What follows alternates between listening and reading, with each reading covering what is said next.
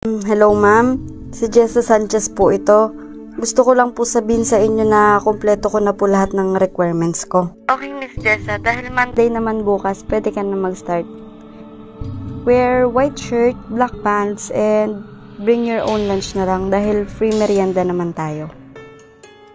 Ito nga pala yung uniform mo.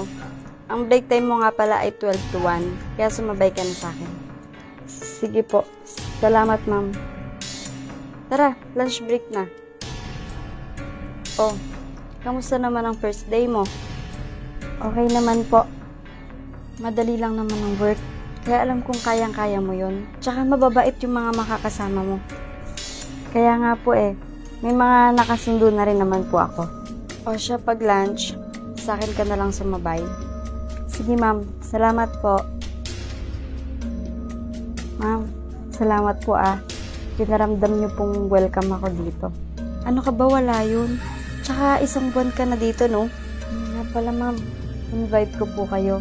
Birthday ko po kasi bukas. Punta po sana kayo. Sure, pupunta ako. Anong oras ba? Breakfast, ma'am. Maaga po ako mag-prepare kasi aalis po ako ng hapon. Uy, bukas Punta kayo. O, birthday ko na bukas. Pumunta kayo Hoy, aasahan ko kayo doon. Walang a-absent. Hoy, huwag niyong kakalimutan Bukas, pupunta kayo Ba't kaya hindi nagpunta si ma'am? Kaya nga kanina ko pa rin inaantay. Kayo pa naman yung pinaka-close at pinakamalapit sa isa't isa. Magtatampo talaga ako dun. Happy birthday, mahal. Sorry, hindi ko na-meet yung mga ka-workmates mo. 6 PM na kasi ako nakapag-out Okay lang, mahal. Di bale, sarap ba yung kinakain mo? Ako nagluto niyan. Ang sarap, mahal.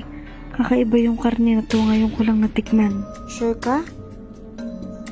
Panigurado. Lagi mo kinakain yan Anong ibig mong sabihin? Hi Jessa, good morning. Happy birthday nga pala. Gift ko sa'yo, dream phone mo. Naku, nag-abala po kayo. Tara po, pasok.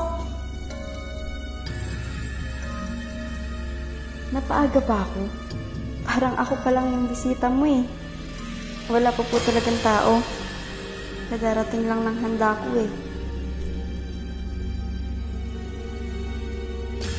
Akala mo ba di ko alam na ikaw yung kabit ng asawa ko? Kaya ka nga nagbabait-baitan sa akin para malaya kang makapunta dito sa bahay namin. Malas mo lang. Nahuli ko kayo agad.